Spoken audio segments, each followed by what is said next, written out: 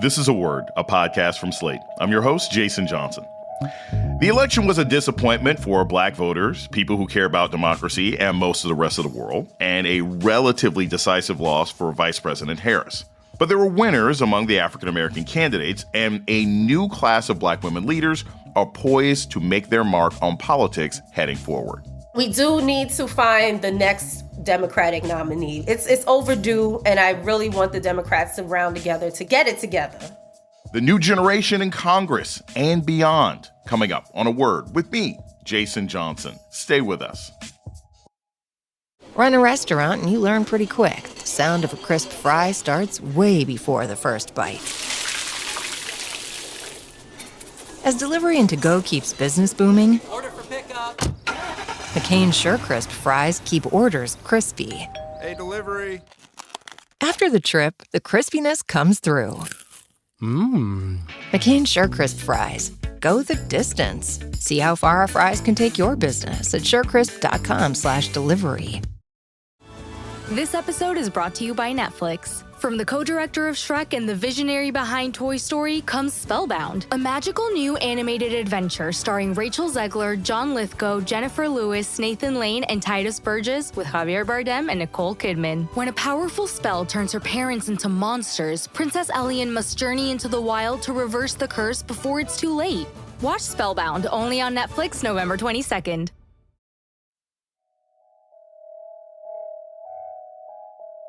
Welcome to A Word, a podcast about race and politics and everything else. I'm your host, Jason Johnson. It's more than a week after Election Day, and many African Americans are still coming to terms with the loss of Vice President Kamala Harris. Still others are planning strategies to endure the next 4 years and longer and forge a path to the future, despite a government led by people who are actively hostile to African Americans. There were some notable winners, however, amongst Black political candidates in the House, the Senate, and other key races across the country.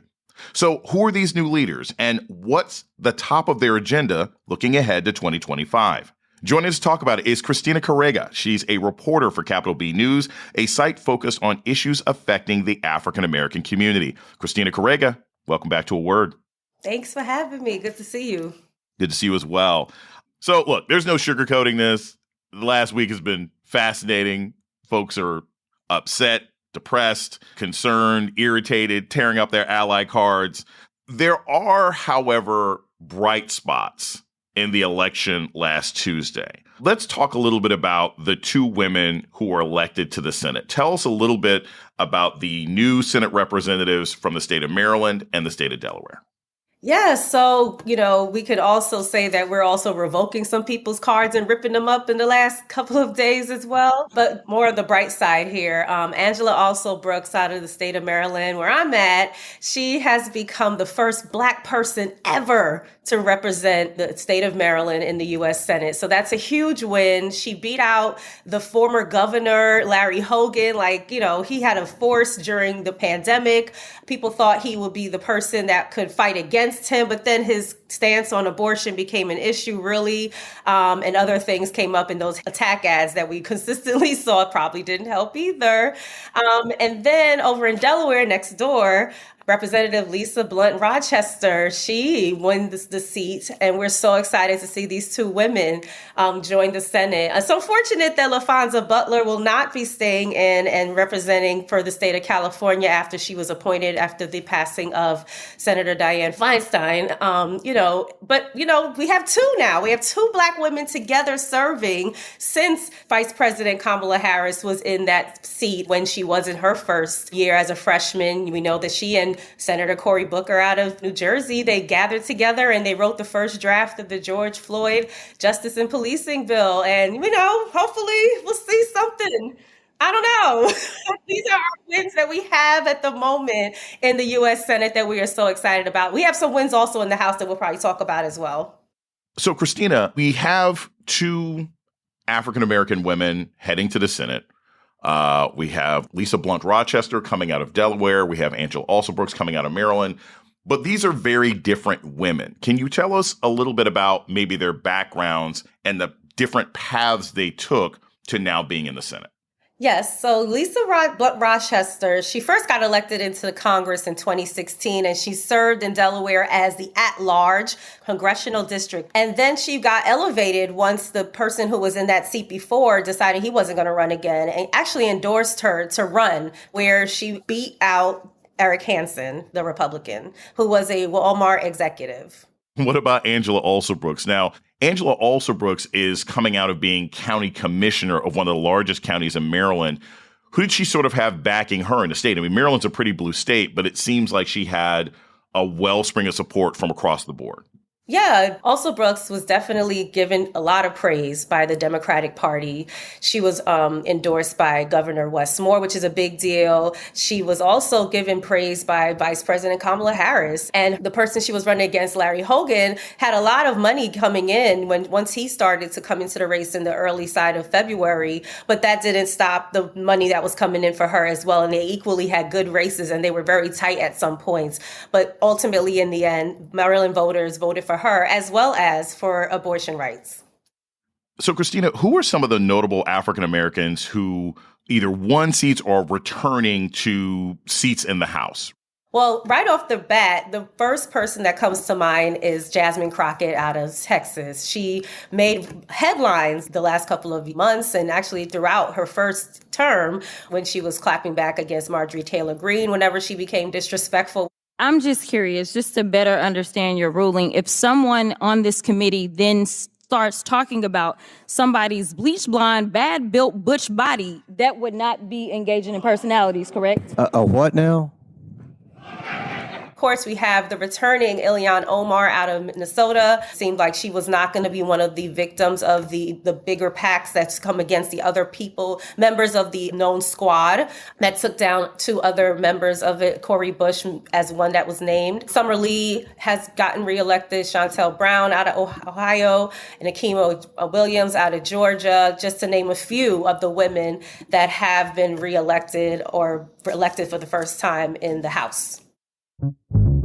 We're going to take a short break. When we come back, more on emerging Black political leaders. This is A Word with Jason Johnson. Stay tuned. This episode is brought to you by Etsy. Oh. Hear that? Okay. Thank you. Etsy knows these aren't the sounds of holiday gifting. Well, not the ones you're hoping for. You want squeals of delight. Happy tears. How did you? And spontaneously written songs of joy. I am so happy. Oh yeah, oh yeah, oh yeah. Okay, the song needs a bit of work, but anyway, to get those reactions, make sure everyone on your list feels heard with handmade, handpicked, and designed gifts from small shops on Etsy. Gifts like personalized jewelry, custom artwork, cozy style items, vintage pieces, and home decor to celebrate all of your favorite people and their specific kind of special. For original gifts that say, I get you, Etsy has it. Time to move? Skip the hassles of selling during the holiday season and sell your home directly to Opendoor. Request an all-cash offer in minutes, close, and get paid in days. You can even pick your close date so you can move after New Year's. Start your move at Opendoor.com or download the Opendoor app. Opendoor is represented by Opendoor Brokerage, Inc., license 02061130 in California, and Opendoor Brokerage, LLC in its other markets. Terms and conditions apply.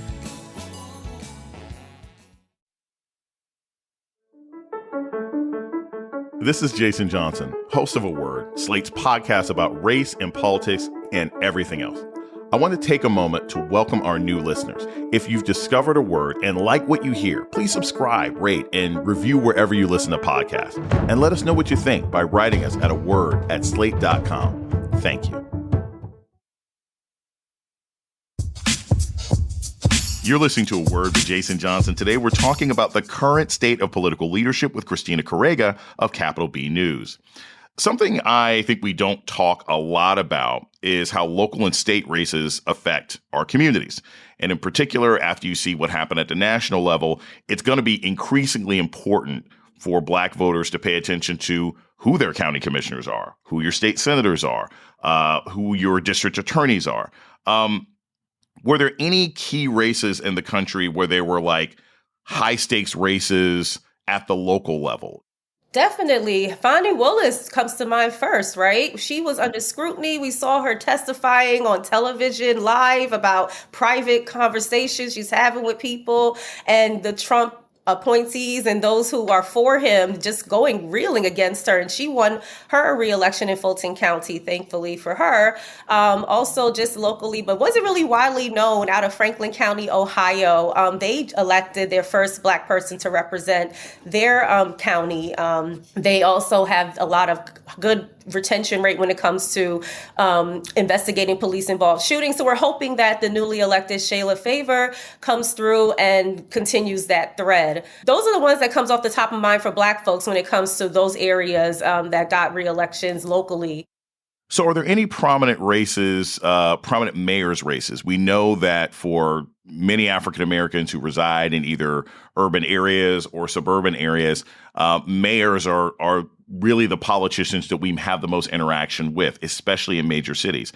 Any prominent Black mayors either get elected or lose re-election attempts or lose challenges last Tuesday? Yeah, so we'll start here in Maryland, where in Baltimore, Mayor Brandon Scott was reelected for his second term. Then over in San Francisco, unfortunately, London Breed out of San Francisco lost her reelection bid as mayor. But then in Oklahoma and Tulsa, for the first time, they elected their first Black mayor, Monroe Nichols. He was a state representative, and he got elected to become Tulsa's first Black mayor. So those are the three that I can think of that have really made a highlight across the country. So Capital B reports on all sorts of issues that touch Black folks across the country. And one of the big ones, obviously, is Project 2025, which is the Heritage Foundation blueprint for the new Trump administration. I've heard some governors, Wes Moore, Gavin Newsom have said they're going to try and Trump-proof their states.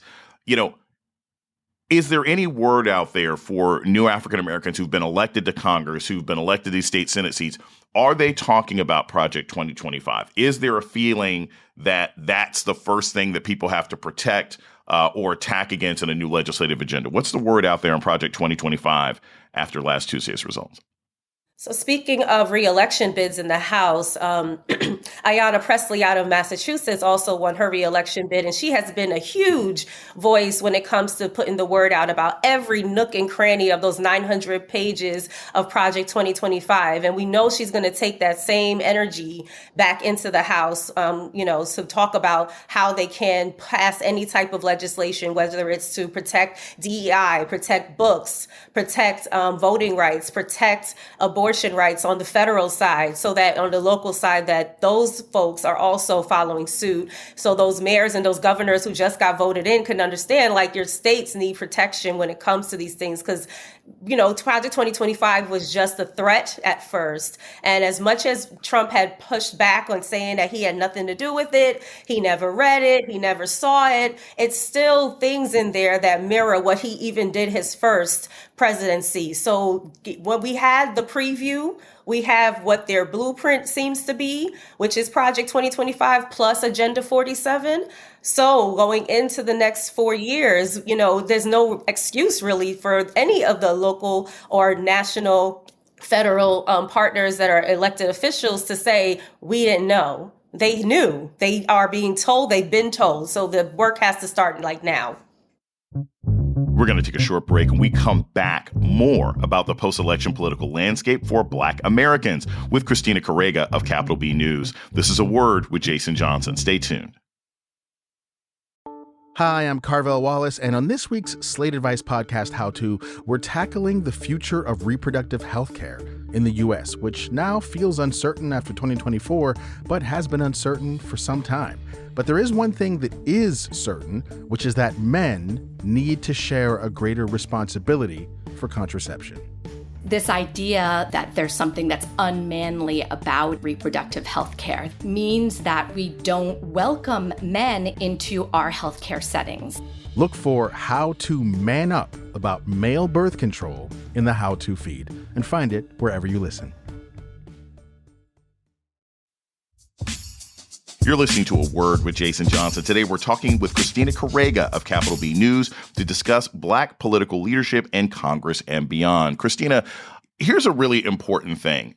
There are going to be a number of important issues that people are concerned about after the election, right? Because the new administration, the new Trump administration will be coming in January. There's been a push, right, to pass legislation or enforce legislation or strengthen legislation before the new administration comes in.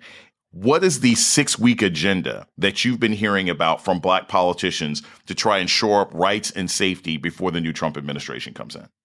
Well, I must say, people are still reeling and mourning right now from the election results. So a lot of the first calls to action were folks to just take time and heal and think, but also they threw some little seed plants for them to understand that you just have this moment because we got to get back to work. There have been calls to action for even on the higher scale, asking for Biden to, produce his clemency powers now, or to do executive orders now, or even to start really moving when it comes to getting the abortion bills written up on the federal side. They are definitely some talks, because we're hearing rumblings that maybe the Department of Education is not under threat of being abolished anymore, but they're still looking for conversations on let's figure out how we can keep that in place. But I've also been seeing some local groups who are calling on soon-to-be President Trump for his transition team to reach out to those people so that they can start the conversations and become on the same ground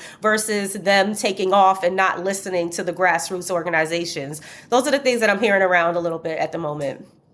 So one of the more prominent things that happened this week was House Resolution 9495, which obviously is something that's going to be on the agenda of the Trump administration. This bill, if it had passed the House, would have allowed the incoming administration to strip 501c3 status from any organization that they deemed to be terrorist supporting. And the way this bill was written, it was very vague. It was open-ended. All the federal government had to do was declare an organization to be terrorist supporting, and they would only have 90 days. Otherwise, their 501c3 status, their nonprofit status, could be taken from them. This bill failed in the House. But it's an example of the kinds of things that we will see in the upcoming administration. Do you hear from Black think tanks or incoming politicians one way or another of plans on how to counter these kinds of policies? Do you hear anyone saying, look, we need to develop new funding sources. We need to figure out how to save Black institutions? Because one of the big fears that people have is, what's going to happen to HBCUs if the Department of Education is gone? What's going to happen to people's access to the Affordable Care Act? Is there a specific Black agenda that you're hearing about to protect Black institutions above and beyond Black people in the wake of this November's election? A few of the calls that I've sat on over the last couple of days have been really talking about looking to our own community. They're asking those questions about any way that you can jump in and be like a savior in ways of, having a free library in your community where you could set things up outside. And I'm actually quoting from Brittany Packneck Cunningham, the co-founder of Campaign Zero. That's the organization behind the Mapping Police Violence database that we get all these great rich numbers to show how deadly police encounters are across the country for all people, Black, white, and other. They collect that database. And she rattled off a lot about those ideas during this call that, seemed to be the resounding sound for a lot of different groups to call to action for your people. What resources do you have? What can we do to join ourselves together in the community? I did see on social media a young lady who's actually calling for a Black Project 2025. And she started this Instagram page, and people are really starting to say, hey, you know what? We tried this before. We had a Black Wall Street. We can try to do this again now that we have more resources than it happened before when we were thriving and owning property and companies and communities. So those are the rumblings that I'm hearing on social media from grassroots organizations and the likes around the country so far. One of the conversations that's been occurring in mainstream media is that the Democrats failed in part because they spent too much time talking about issues that were important to Black people and Latino people, and that they should have had a more generic message, i.e. a message that straight white men were going to be excited about, as if straight white men don't care about health care or abortion or jobs or safety. What are you hearing from Black politicians? Are there Black politicians who have just been elected or reelected? are they saying, hey, look, I had to work harder to get out the black vote this year. I saw higher or lower turnout amongst my black supporters. Is there anything that you're hearing from black politicians about black voting behavior this past November? What we are hearing are the political analysts looking at the numbers and seeing that, strangely, the areas where they're voting Democrat on down ballot races and for other candidates for other seats that are not president, and then they voted for Trump. Speaking to just one demographic does not work when you're campaigning. Yes, I've seen some social media rumblings about how Kamala made a mistake by having Megan Thee Stallion so early that it made it seem like it was pandering to the black audience. That conversation has been the kind of like the song and dance throughout her 100 days of campaigning. Oh, she's pandering. She's black. She knows what black people like, and if she's going to bring out Megan to guard to a certain demographic, that's what she's going to do. The Republicans did the same thing. They went on their lowbrow right-wing, stations and said what they had to say, and Trump wasn't outside like Kamala was outside, but yet, he knows who his audience is, but nobody's criticizing him for talking to his demographic. So I just don't like that they said that she should have did, and I hate the Monday morning quarterbacking on something like this. It's just not fair. But I do think that several conversations need to be had as to why would somebody vote down ballot all the way Democrat and then just all of a sudden say, I'm not going to vote for a Democrat for president. I'm going to vote for Republican, regardless of who the person is that's representing that party at all. It's mind-boggling how it went down. But sadly, were we really shocked that it happened this way? I can't say that I was, sadly, unfortunately. So I always try to wrap things up with either giving people something positive to do or some way they can sort of be active or engage. But at this particular point, we're still sorting through numbers. They're still sorting through numbers in various states, still trying to find out information one way or another. So I'll ask this. Moving forward, who do you think of this new group of people who have been elected? Who do you think some of the shining stars are? Who do you think the new leadership politically within the Democratic Party or black people in general, where do you think they're going to be? Because at this point, usually the candidate who ran for president is sort of the unofficial head of the party. So going forward, is Harris the unofficial head of the party? I mean, does she take that job from Obama? Is the new party leader sort of Hakeem Jeffries? Where is the new leadership, black leadership, politically going to come from after what we saw happen in November 2024? I'm honestly thinking, and I really hope that Kamala does not just sit back and say, all right, I'm done. That's it. I am looking forward to seeing what she does next. I'm looking forward to Kamala being the voice to the next wave, and I hope that she's reaching back to pull forward in this moment versus her trying to run again. I don't think that's going to be a healthy thing for her, I believe. That's just my opinion. I don't think it will look good. It'll look weird. I think Republicans will really lean into that in a way that would just be nasty, and I don't even want to think about it, because if the people who voted for the Republicans are so in favor of this, I like someone who tells it like it is, and I can actually, I understand his crazy kind of mentality, then I don't want that for her in a second go round. I'd rather her and her team find the next person to groom up. Could it be even a Gavin Newsom? Could it be a Cory Booker finally for him to get in that conversation? Maybe it is a Hakeem Jeffries. We really hoped for him to be the Speaker of the House. Unfortunately, that's not going to happen. But we do need to find the next Democratic nominee. It's overdue, and I really want the Democrats to round together to get it together. Christina Carrega is a reporter for Capital B News. Thank you so much for joining us today on A Word. Thank you for having me. And that's A Word for this week. The show's email is aword@slate.com. This episode was produced by Kristie Taiwo-Makanjuola. Alicia Montgomery is the vice president of audio at Slate. Our theme music was produced by Don Will. I'm Jason Johnson. Tune in next week for A Word.